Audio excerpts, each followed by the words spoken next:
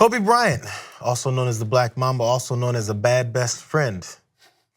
He has a couple things. He sat down with Slam Magazine's Lewis Howes, and he talked about the way he was as a player, how his teammates felt about him, and in particular, one particular story he had with Pau Gasol when they both played together, of course, and the way that he kind of razzed him, came after him, or maybe motivated is what Kobe liked to say. Let's go to some of the thoughts from that. Paul hates it when I tell this story. Every time I tell this story, he hates it.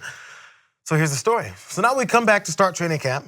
This is, of course, after the, you'll find out after the 2008 Olympics. And Paul shows up first day of training camp. I have my gold medal from the Olympics hanging in his locker. So he gets there ahead of time and drops it in there. The one thing he truly, truly loves is his country. It's like everything to him. So it just drove him crazy. He said, "You're an a-hole." Of course, he said the full thing. I said, "Listen, Paul, you lost to the Celtics, you lost us in the gold medal match. Let's not make this 3 in a row this year. Let's win this thing." That was it for him. So apparently that motivated him.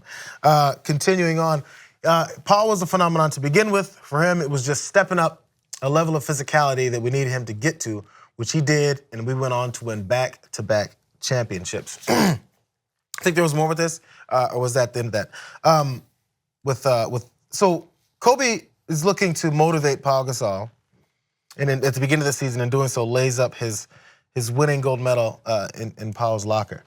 I'm like, you have to know who it is you're dealing with to make sure that works. Like, you always have those like dads who are like, "Listen, I pushed you to be a stronger person in ways you could not possibly fathom." But you ask the kid, and the kid's like, no, you were just a jerk. Totally. You were just mean. And now you're claiming credit for stuff I did myself.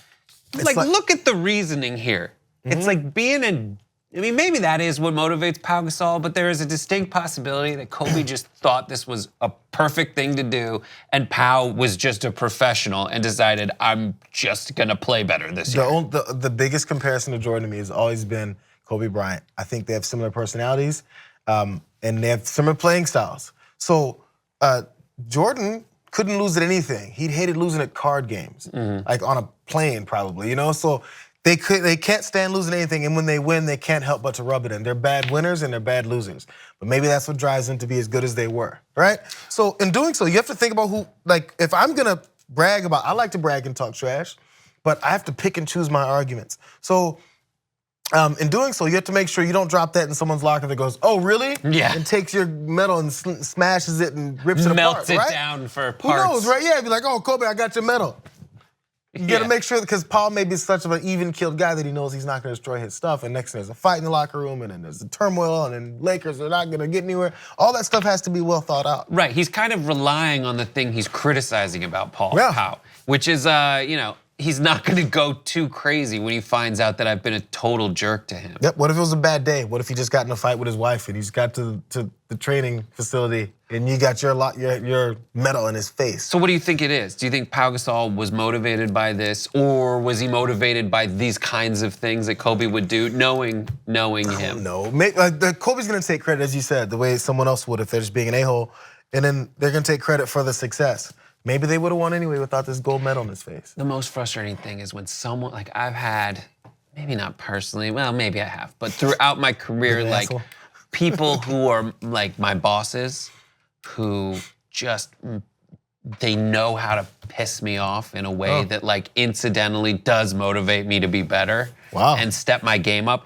And it's so frustrating when it works. Because it works. You're like, "God damn it. You know what's happening. You're not doing your job well. You're being a jerk to me, and despite you, I have to do better." That's like how I feel about Donald Trump. Like he's like that absentee father who's like, "Well, I've motivated you to be better," and he claims credit for anything you want to end make up sure accomplishing. you've discovered you're not going to be like me.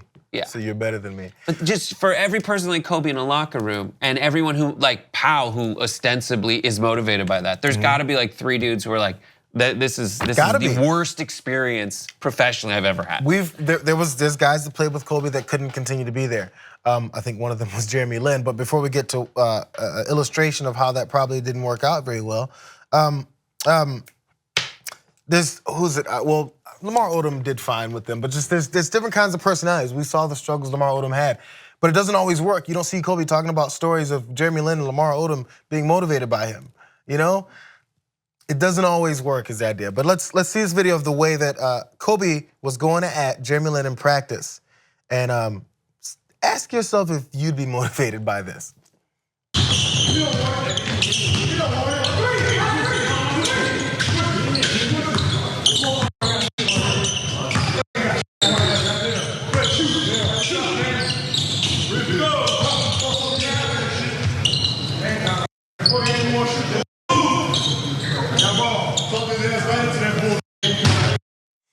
Okay, so I know you guys can see the graphics at the bottom because of the ticker, but the thing is that the whole time he's taunting Jeremy Lin. Jeremy Lin is on someone else. Kobe yells for a switch, let me guard him. He doesn't want the ball. From the beginning, he don't want it, he don't want it, he don't want it. We know that guy in pickup games. He don't want it, always talking. You're like, please, shut up. Then as he switches on him, because Kobe's significantly better player than Jeremy Lin, because he's gonna prove something to him now, tells him to shoot the ball, tells him to shoot the ball. He shoots it, misses it because Jeremy Lin isn't a great shooter. And he says, see, he never wanted it from the beginning. I talked him into that. See, I talked him into that horrible shot. So when you play in the game, say that's a practice day before a game against the Rockets, does Jeremy Lin come out and go, yeah, Kobe's my buddy. We're gonna come out and win this game? If you sense weakness in someone on your team, and you know that weakness in a game is not gonna help the squad. And the alternative is having to put on kid gloves to be like, hey Jerry, how are you doing? Your hair looks so good today. Would it be all right if maybe we ran like our offense effectively? Like, no. So Kobe is kind of saying, oh, you know what, I gotta do what I've gotta do. And I, as the veteran, have to shake this kid out of his own head and make a tough person out of him. And if it works, that's what I want. If it doesn't, he's he's only slightly more broken than he was to start with. Do you wonder later though, like you have to package it after all practice in front of the entire team, dogging him out and making him look bad, then later go back and go, Jeremy, listen man, that's gonna happen to you in every game. What you have to do is this, and that. Right. Do you verbally come back and bring him back up? I guess you just have to play. Like the more you get to become a veteran, the more you probably can gauge what the right thing to do is. Yeah, like maybe the answer is, especially if you've got the Zen master, you read all these like Zen things about enlightenment where it's like, you just have to keep doing the same thing with no explanation until finally you have an epiphany. Maybe that's what Kobe was trying to do, and you would like ruin all the work you put in by saying, by the way, I'm just kidding. Because he's never gonna take it as seriously if he knows it's a joke and a ploy and an approach. But he's also, what is he, a Harvard kid? You probably are smart enough to know, but then by the, and Kobe's super intellectual, Jeremy's super intellectual, maybe there's another way to go about it, but Kobe's a better. I'd have to know it, like eventually like I'm able to shake that, but in the first thought you're like, I wanna destroy you. That's just the type of person I was as an athlete. I'm super competitive too. And I don't want my teammates talking to me like that, because you know what'll happen is I'll start doing it to him. What motivated you? I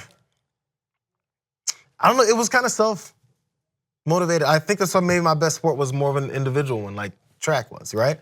I played ball well, but if a yelling coach just doesn't do it for me. Like I understand what they're doing, it doesn't like break me down, but I just go, we're not getting anywhere with this. So why are you doing that? Yeah, I get that. I guess it's more annoyed. I'm like, you're not shaking me up, you're not scaring me, and you're not motivating me, you're just annoying me. So my dad coached my 7, 8-year-old team. So did my brother, but we were losing one game at Mason Park in the Valley. And my dad took us into the wrestling room, bunch of 7 and 8-year-olds, and was just like, this is some horse shit.